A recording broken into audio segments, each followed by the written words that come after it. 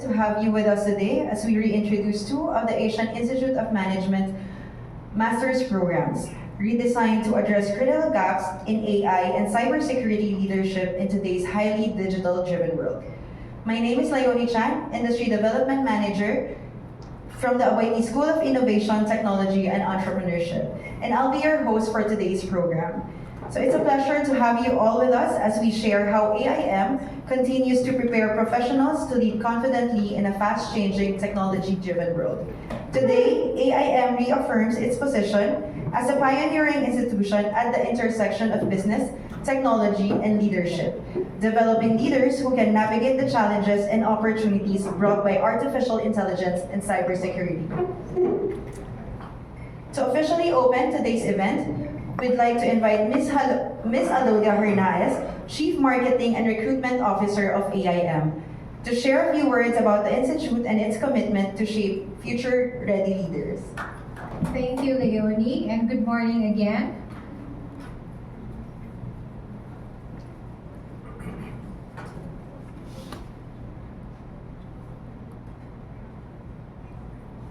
For over half a century now, we at the Asian Institute of Management, we have been bringing together cultures and ideas to promote leadership, innovation, and progress.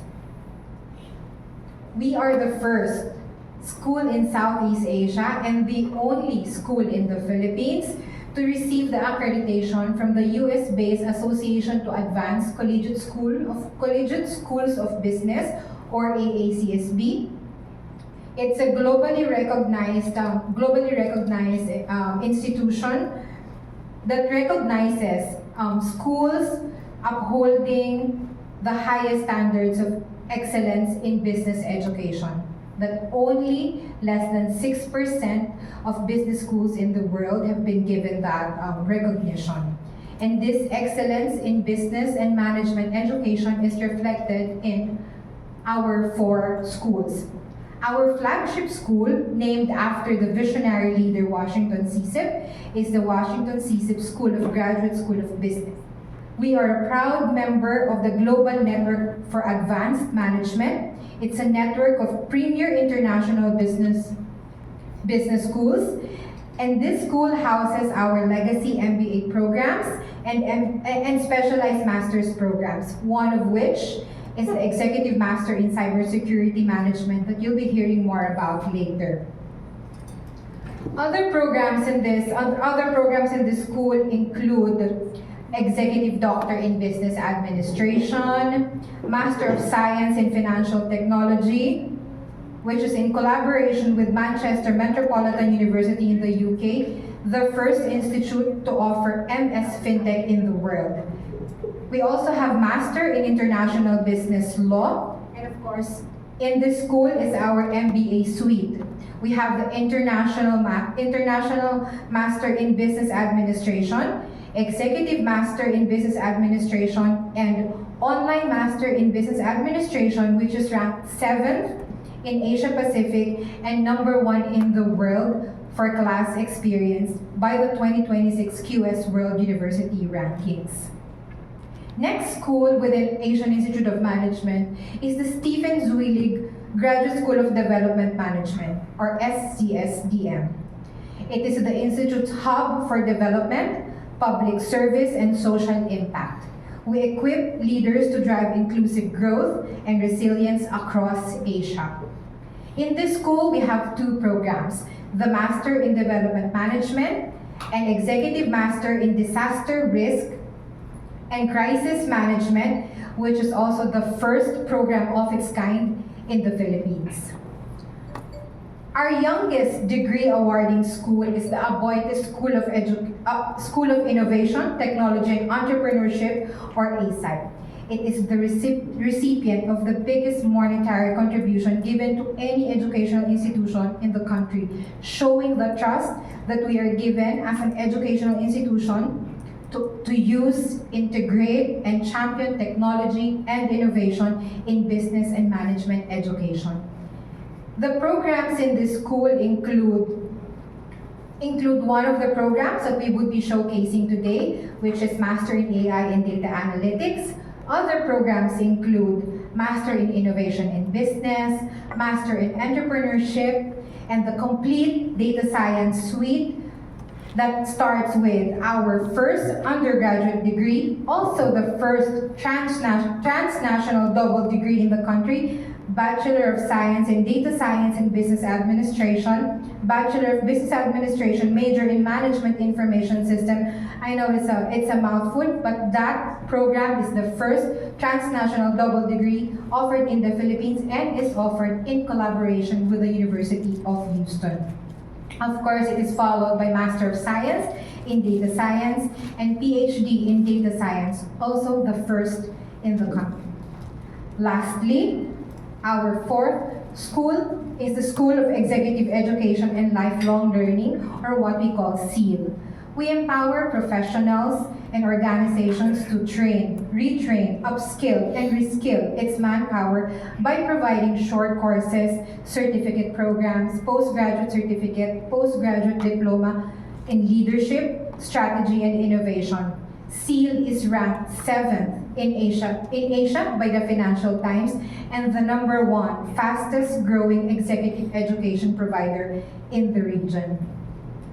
Non-degree programs in SEAL cover general management, banking and finance, supply chain management, HR management, sales and marketing management, data science, public administration, healthcare management, among many others. In summary, as we enter our 57th year in a month's time, we have more than 1,300 students for our degree awarding programs. Thousands upon thousands of alumni holding key positions in different government bodies, private organizations, and even non-governmental organizations. We have affected thousands of business organizations. And true to our institute's logo, which is called the Nexus, we continue to find ourselves in the middle of it all. We continue to contribute to nation building in the intersection of society, government, and business. I hope that through these 2 new programs that we would be reintroducing to you, you continue to also lead with AIM. Thank you and good morning. Thank you very much, Ms. Alodia. Now let's begin by taking a closer look at one of the Institute's newly redesigned programs, the Master in AI and Data Analytics, or MAIDA, under the Aboitiz School of Innovation, Technology, and Entrepreneurship. Evolving from the Master in Data Analytics program, MAIDA responds to the growing need for the leaders who can translate AI and data into strategic advantage. To share more about this transformation, please welcome Professor Kenneth Ko, Academic Program Director of MAIDA.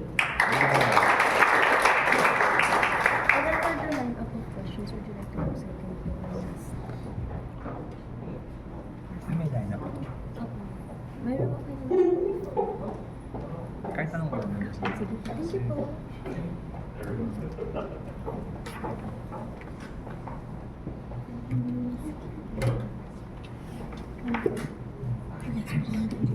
So, good morning everyone.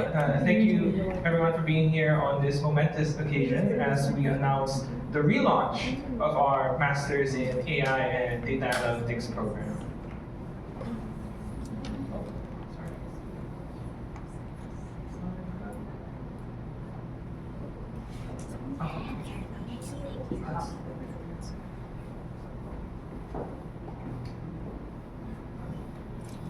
Sorry.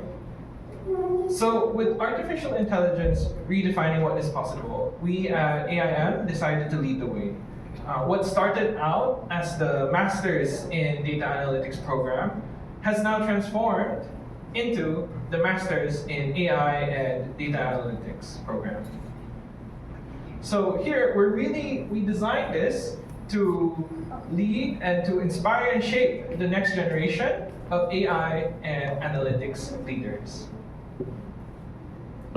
So we see that in many of the headlines, right, they talk about analytics and AI projecting enormous growth in all our economies. Sometimes you see numbers like 1.8 trillion US dollars, or 70% of all companies, 80% of all companies expect it to be one of the key technologies in leading the growth in many countries and businesses. But at the same time, despite all of this hype, we see these kinds of headlines as well. So reading from this, an MIT report recently mentioned that 95% of Gen AI pilots at companies are failing. Recently, PH businesses lag in AI adoption despite digital access, according to PIDS. And we have other headlines that kind of tell us that maybe AI was not as, kind of not delivering what it has promised. And so that is to say that it's not all sunshines and rainbows when it comes to AI. And this really signals that we need the talent to lead this AI revolution when it comes to all our businesses. Now, a lot of the headlines have been about AI, like artificial intelligence, machine learning, deep learning, Gen AI. So why are we still talking about analytics? When you look at like the main definition, right? Analytics is the process of discovering, interpreting, and communicating significant patterns in data. And so I'm sure for a lot of you who are familiar with, let's say, your data analytics, business analytics, this often involves like creating dashboards, creating reports, insights, and visualizations, right? However, we here see AI as the evolution of analytics. When you consider the broad range of analytics that is possible, most of the traditional business analytics has only focused on this first part over here. So it's more on descriptive analytics, like what has happened, and diagnostic analytics. Why has it happened? However, the problem is that a lot of this looks at data in hindsight. So it's based mainly on what has happened before. However, businesses now need to be able to have more foresight to be able to adapt and to maintain their competitive advantage in the changing business landscape. And this foresight, these insights and foresights have become more possible with advances in machine learning and artificial intelligence. So we really see that this whole skill set from analytics to AI, from hindsight, insight, and foresight is a key skill that a lot of analytics leads need to have. And this is what we will teach in the MAI BA program.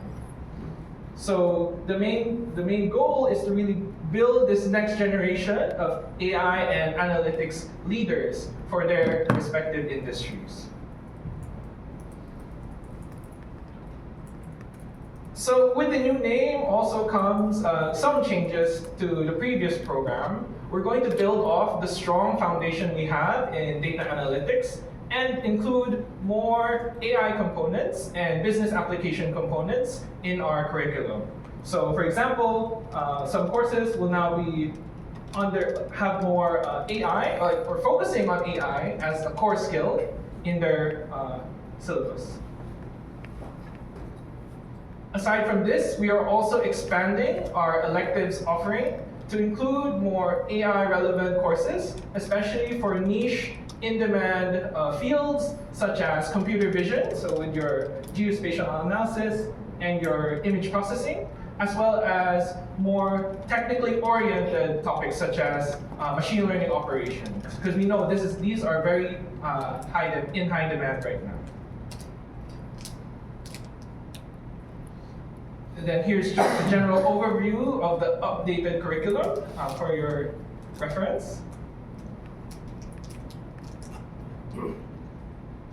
And overall, the program is over 18 months, where we will have our next intake in this coming April, and it will finish with a capstone project.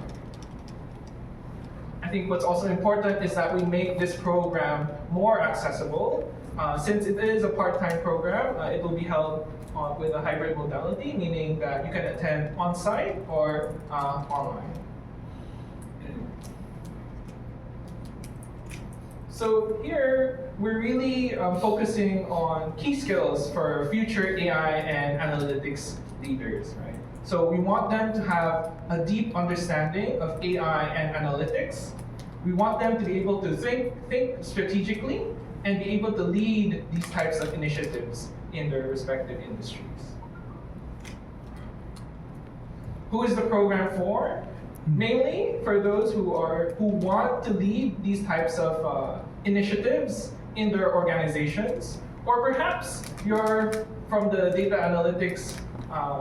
You're already doing some data analytics. However, you want to grow with regards to the more business, to the more strategic roles. So this program will really be for you. And as MAIDA graduates, you'll be able to lead data and AI transformations, bridge the gap between business and technical, and make data-driven decisions. So with that, AIM is committed to building the next generation of architects for the AI and data analytics-driven future. Thank you.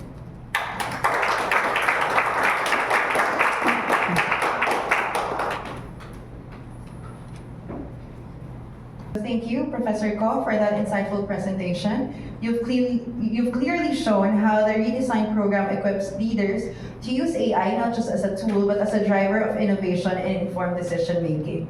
So we now move on to another critical frontier in business, cybersecurity. The Executive Master in Cybersecurity Management, or EMCSM, builds on the foundation of the Master in Cybersecurity program, now re-engineered to focus on the leadership and governance aspects of cybersecurity. To tell us more about this shift, please welcome Professor Philip Kwa, Academic Program Director of EMCSM from the Washington CISIP Graduate School of Business.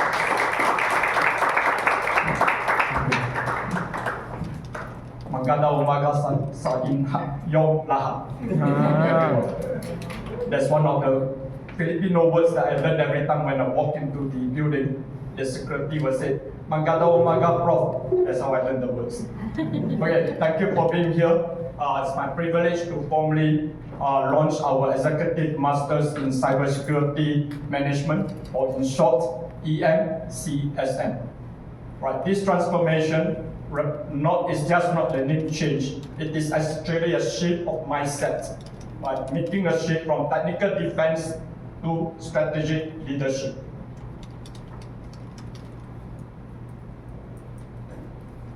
What we are trying to do is to build leaders in cybersecurity to manage cybersecurity as not only a problem of technology, but leading to a matter of governance, risk, and business resilience, which are very important in today's environment.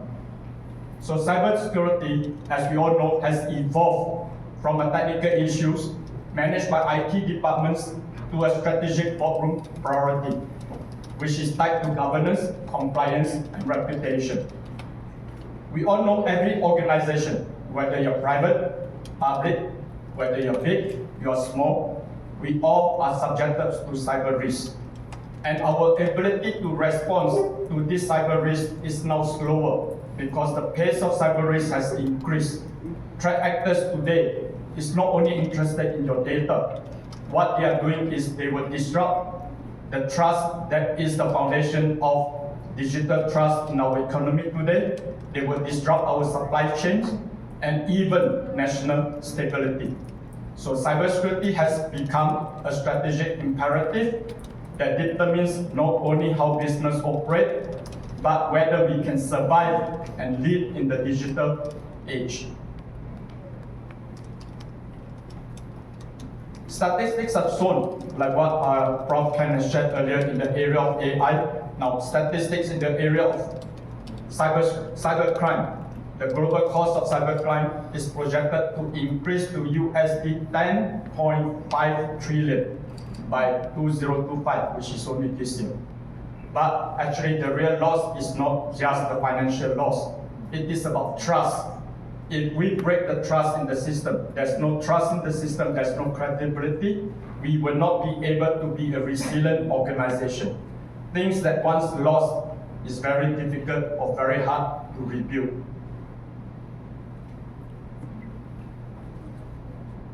Board and executives are being held personally accountable for cyber failures.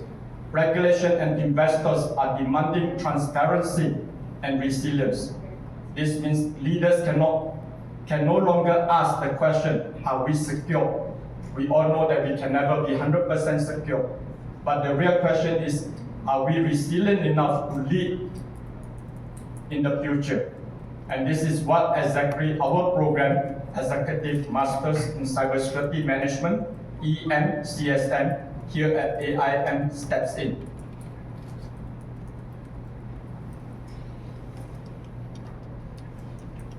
Right, this is our response, the Executive Masters in Cybersecurity Management.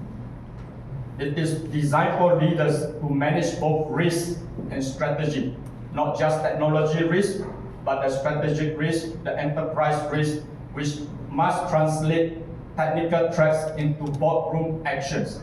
A lot of people out there understand the technical threats, but when it presents to the board, they do not know how to present it accurately or correctly or effectively to the board. Our mission here is simple: to build Asia's next generation of cybersecurity executives, leaders who not only safeguard our system, but also our society, our economies. We want to empower leaders for a resilient digital future.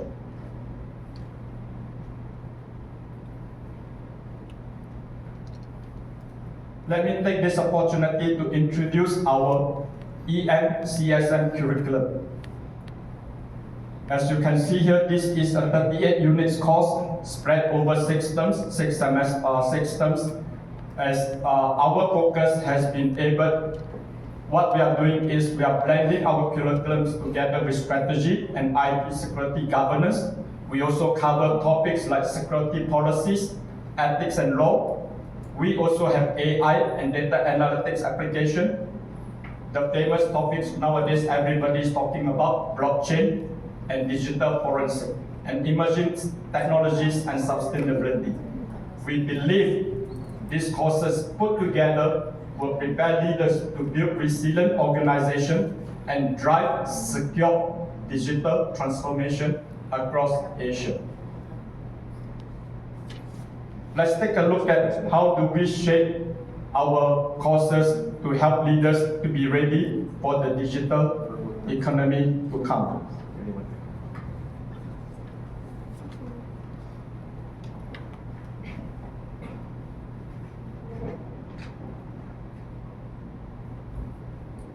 The programs built on AIM legacies of leadership excellence. AIM is known for our business program, our leadership program.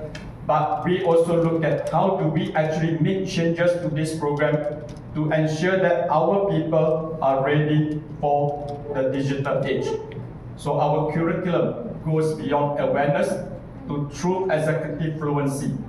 One of the most exciting updates is the integration of technology leadership throughout the curriculum.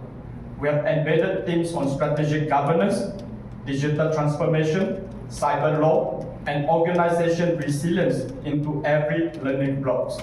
Courses like strategy and IT security governance, security policies, ethics and law, security management, and digital forensic equips our students to manage cybersecurity from top down, aligning resilience with corporate strategy.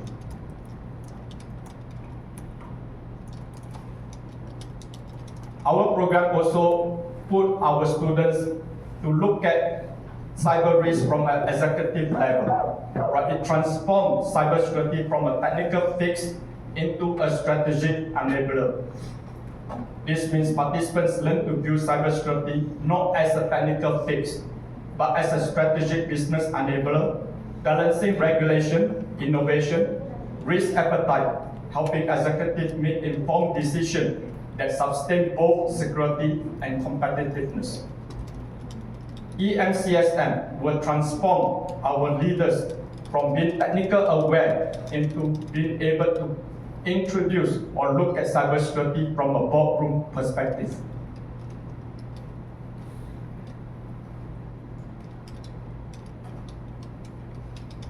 The EMCSM is designed for those who want to shape decision and not just execute them.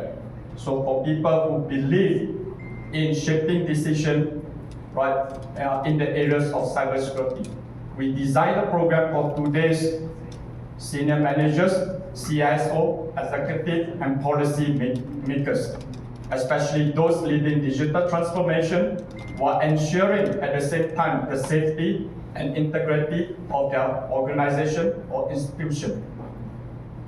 Our graduates will be equipped to lead enterprise-wide cyber strategies, build culture of cyber resilience, and translate complex technical issues into clear strategic language for boardroom and stakeholders. Our program acknowledges that today's leaders need both strategic foresight and technical literacy. We hear a lot in the news that cybersecurity professionals need to be technically inclined. We acknowledge that. We are not saying that you don't have to be technologically inclined. Therefore, we have also introduced technical subjects into the curriculum. But we like to emphasize the need for our CISO, our cybersecurity leaders, to have the ability to translate this technical risk into what the boardroom will understand, right? So executives must always ask themselves, are we resilient enough to lead in areas where we are not?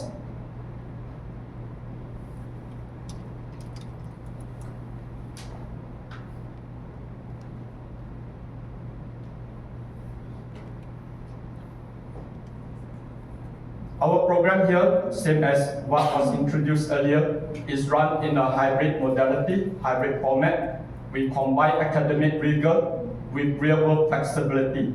This hybrid format allows flexibility for learners, working professionals to learn not only at their own workplace, they have the choice to be on-site or online, right? And we will not shortchange the learner's experience. What we have done is we have combined AIM rigorous academic experience with online cybersecurity lectures.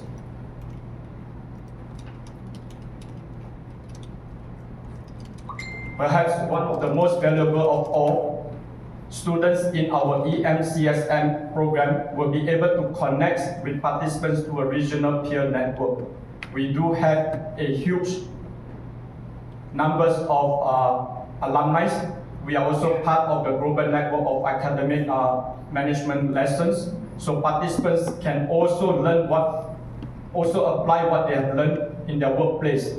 At the same time, to engage with peer network of cybersecurity leaders, not only across Asia, but globally, where they can share their experience and share the same mission to secure the future of digital economy.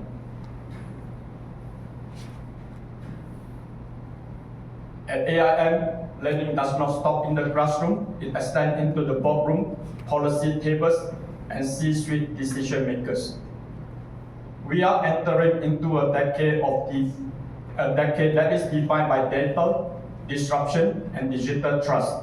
Cybersecurity leadership will determine which organization or institution will survive and will truly lead, not only survive, but truly lead in the digital age. In this new landscape, resilience is the new competitive age.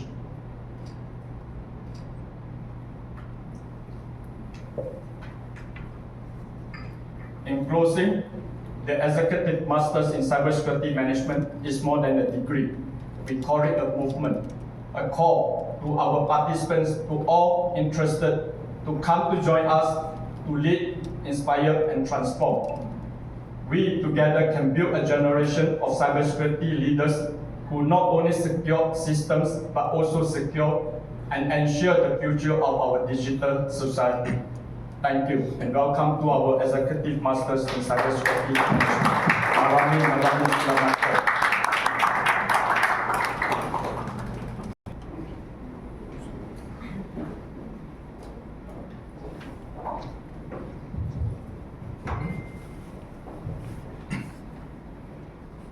most important component will be competence. To be able to get things done, we need the most competent individuals. And we need to prepare our students with that level of competence. The two individuals who presented a while ago, Kenko and Bill, prior to joining us, Ken is a national Math Olympiad champion, Philippine Math Olympiad champion. Top Pisay graduate. If you go into Johns Hopkins University and look at all the most prestigious award that there is, you will find that he got all those components there. And we get him back here in the country. Prior to joining AIM, this guy, Philip Kwa, is a C-level executive in Singapore. The way to get things done is to have individuals who has a vision and the competence to make it happen. And that is the kind of leadership that we are trying to build here at AIM. Thank you, Prof. Chris. Anyone who would like to add?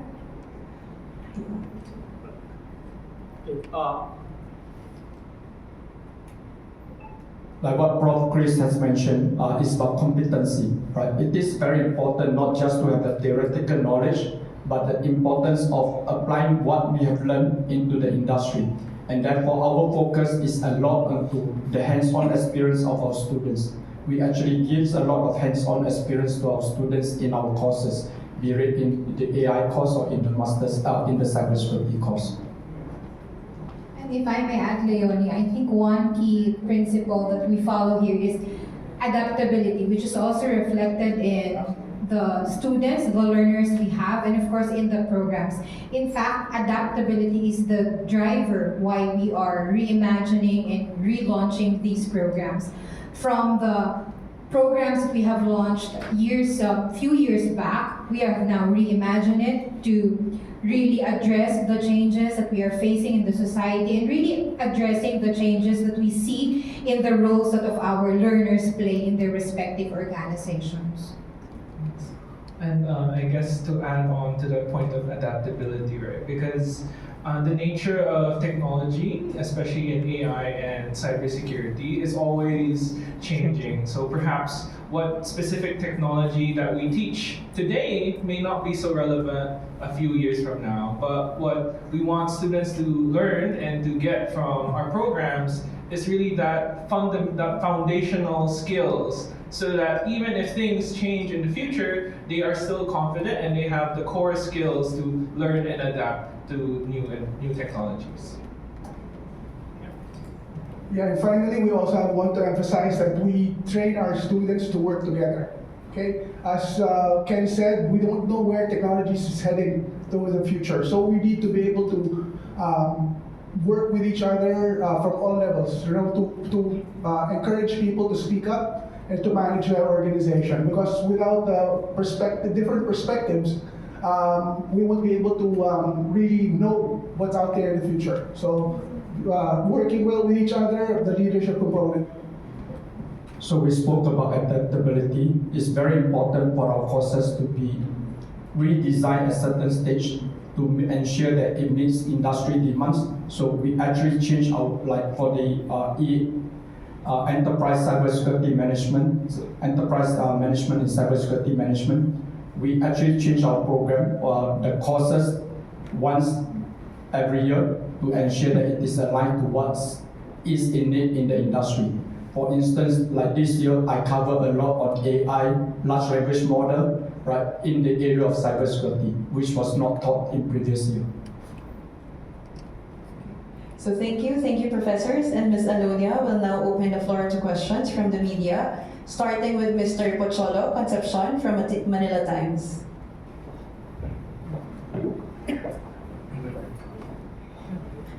Question for Professor Kenneth Ko.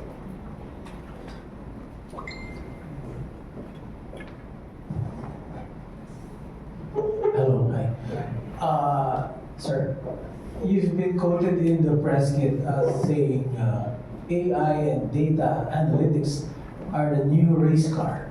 MAIDI is designed to train exceptional racers.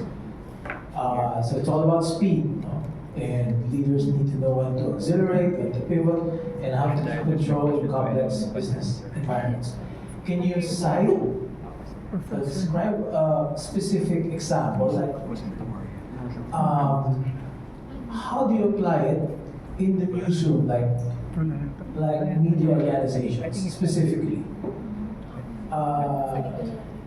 Because one problem we have, in my case, editing copy, editing stories of the reporters. They lack specific information, context, and all that.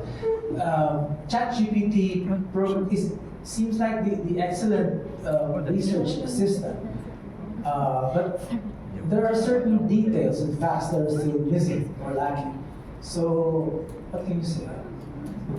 So, thank you for the question. So I'm not too familiar with let's say news industry kind of. So I wouldn't kind of comment like I wouldn't. It's because so I'm not gonna be so confident in my answer. Just so you know, but I guess when it comes to using generative AI, right, for helping you, let's say, cite sources or kind of figuring out the truth, right? Perhaps at the end of the day, AI is really a tool, and so whoever kind of makes or designs these systems has to kind of create them with the ethical and the kind of the integrity, right, that you would require in your industry. So I guess let's say, for example, with your ChatGPT, you cannot have it just create maybe fictional text, right? And so that's not something you want. And so when building out these AI systems, maybe you can integrate some kind of like citation mechanisms or trust scores when it comes to that. What about in a business setting? Like, can you cite examples on how you can apply the course? Sorry, which particular? Think of a scenario, like, for example, or any business organization. I guess so. Maybe one of the things that Gen AI has really affected a lot are industries where there's a lot of document processing. So like sifting through, reading a lot of documents. So this includes perhaps legal, news industry as well, right? So it's kind of the ethical use of this is really important, and because you might see like in the news, right? Some people, kind of lawyers, getting their licenses revoked because they used AI for their court cases and this kind of thing. So we really want to push for the ethical use of AI in these things. The nice thing or the advantage that AI brings is really the automation, right? The automation and kind of getting rid of the repetitive, mundane, and perhaps boring tasks, so that the humans, or so that we can kind of put more energy and time into things that really add a lot of value. I may add, at least in media, the most important component I think that AI will be very useful for is personalization. Very important that you have accountability. That is why you still need a face. When you say it's a news, for example, you still have that face, but personalization. If I am talking to a 25-year-old, it's different compared to talking to, say, a 50-year-old individual, different demographic status, different demographic class. AI will be able to personalize your news content to that particular component. And in fact, 2025, and this is an interesting thing, the use of ChatGPT is no longer limited to summarization, things where we normally use them. Top 3 usage is all about personalization. That includes planning your life, having a companion, asking it, talking to it like a friend, and asking for what you would like to, your itinerary, for example, for the travel, and etc. So with that particular component, then that is the way where AI will be very useful for us. So to add to that, we combine AI and cybersecurity. So if you look at the news media boardroom, we discuss with the students some of the risks of using AI, right? Understanding deepfakes, understanding things that is generated by AI, and us, teaching them how to be able to sort of detect some of these potential cybersecurity challenges. Thank you. Okay, so second question will be coming from Mr. Jasper Arcalas from Philippine Star.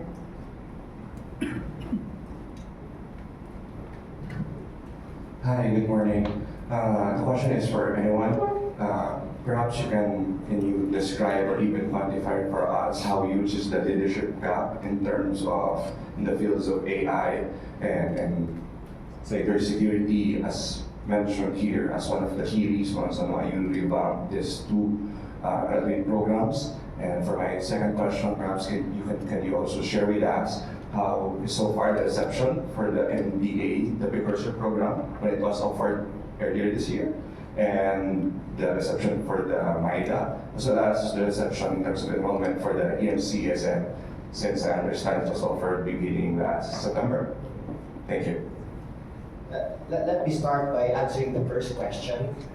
The goal of AIM is not to produce army of data scientists or cybersecurity personnel. The goal of AIM education is to create battalion leaders.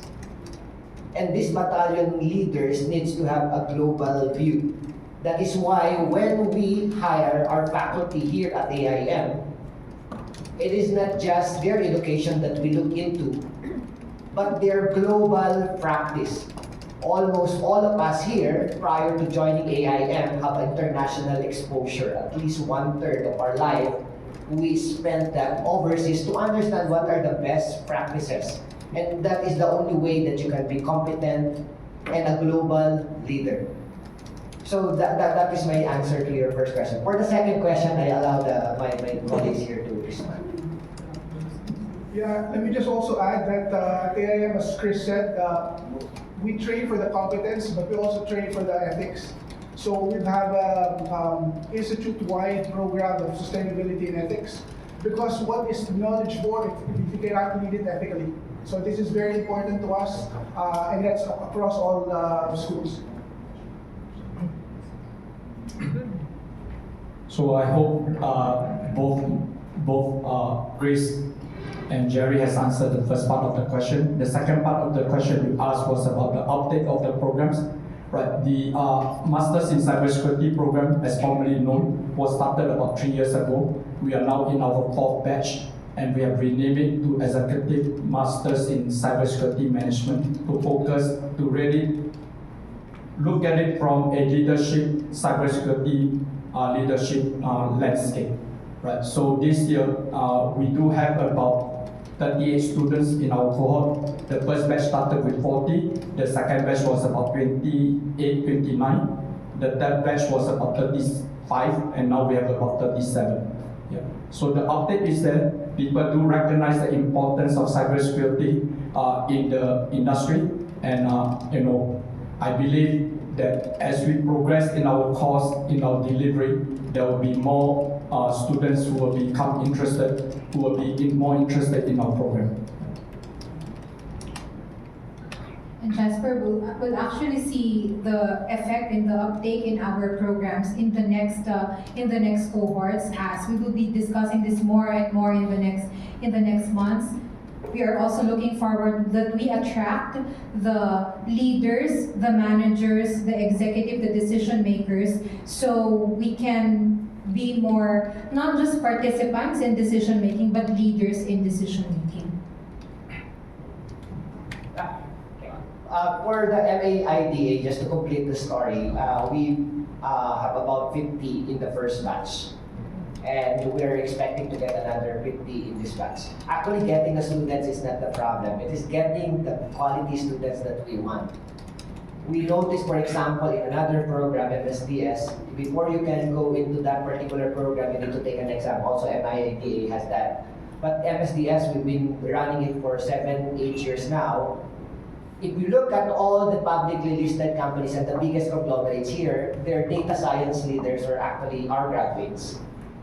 But when there was a time when we lowered a little bit by 2 points, the exam requirement, we lose those students easily because they cannot compete, they cannot pass some of the courses that we have here. So it's very important to us to have that quality students.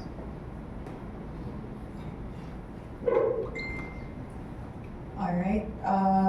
Next question would be from Mr. J.M. Bueno from Kumagkao.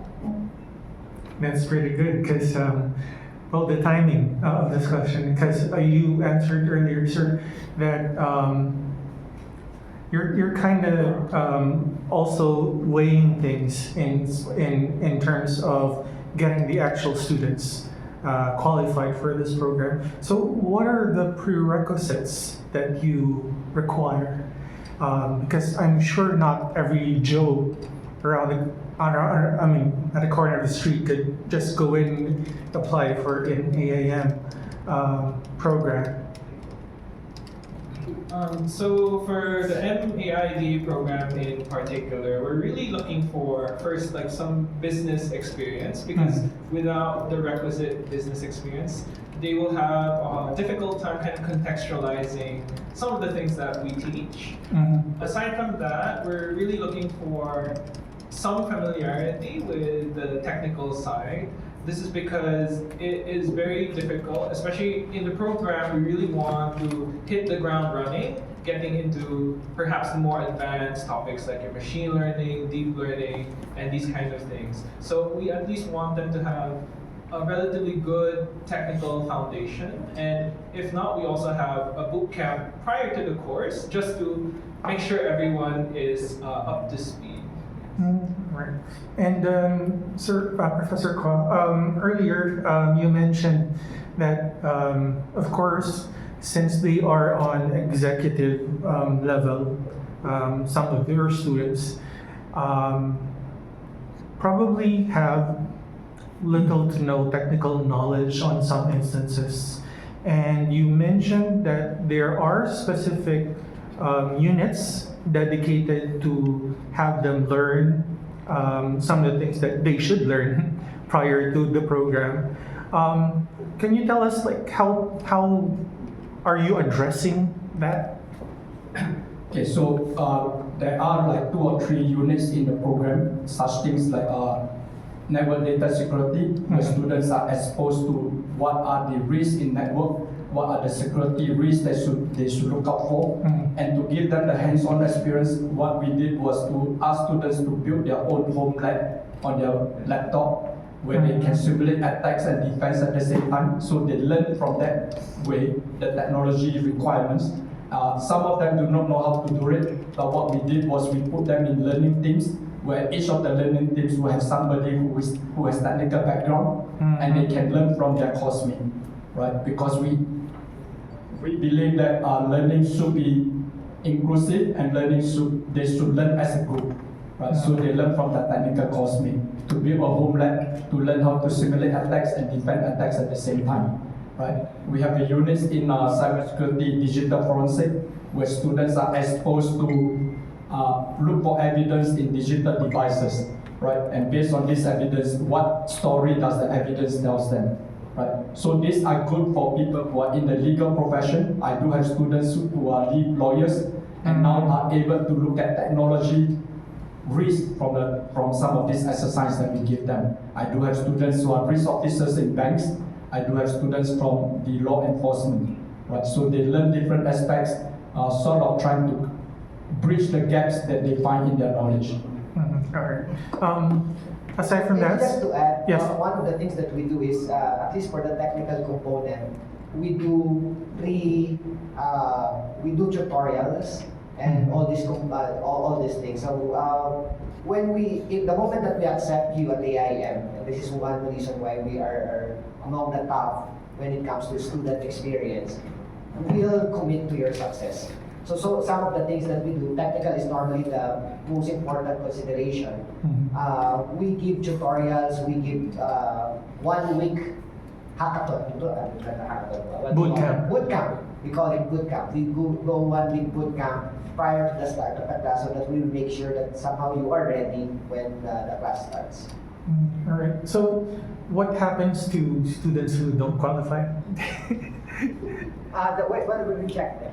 Uh-huh. If they don't qualify with our exams, we are very strong when it comes to doing accepting them the moment that they pass the interviews. And the faculty are the one who's actually interviewing them. In fact, the academic program directors are very focused on interviewing them. Mhm. But again, to create a winning team, a championship team, like Michael Jordan and LeBron James, attention to details is very critical. Mhm. Even our program managers for the FAIDA, Kishi is there. He's a top grad in UP Diliman for math, so he can actually do coding and all of these components if needed. Mhm. So these details, we make sure that that is present in all the programs that we are putting here at the end. But Jem, also when it comes to selecting the students or the learners who will be part of the cohort, it's now a combination of competence as our school heads and program directors would identify. But a part of that is also giving opportunities to those who really need the education because they play a key role in, say, for example, policy making in government bodies. Of course, we extend a little bit of consideration for them, but that is not to lower our standards. Our school heads and our program directors also take into consideration the diversity of the cohort, making sure that learning teams are as diverse and as dynamic as possible. One of the main advantages really of being in AIM and being a student here in AIM is that you have a very enriched learning with your cohort because the cohort is very diverse. We have businessmen, CEOs. We always say that whom you sit with matters because in these classes they get to be participants in key decisions made in their organizations. They get to influence policies and rules for governance and business excellence. So before any of our program directors and our school heads really decide that you are not right for the program, it's now a combination of technical competence, the match or the mix in the program, and of course that's after deciding. Okay, even after the tutorial, the boot camps before the start of the program, you really would not survive the course. So in a sense, you're also matching the actual students. Is that the right way to phrase it? Yes, matching the students in the program. All right. Thank you. Thank you so much. So next question would be from Mr. Edwin Salian of Business Mirror. Hello, good morning. To Professor Santa Maria or to anyone who can answer. How is the Washington CC Graduate School of Business evolving to prepare leaders in a world increasingly driven by technology and data? And if I may also add, how are you trying to attract those old school type of leaders who are still resistant to AI?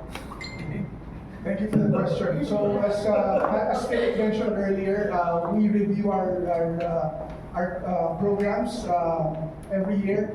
So because we're practitioner oriented, we get exposed to industry leaders through our executive education programs as well. So through that and through our alumni, we get ideas on what are the pain points of industry out there. And this is what the information we use to review our program. So in the last 3 years, in the last 5 years, we've cross-pollinated, for example, analytics to our regular MBA programs.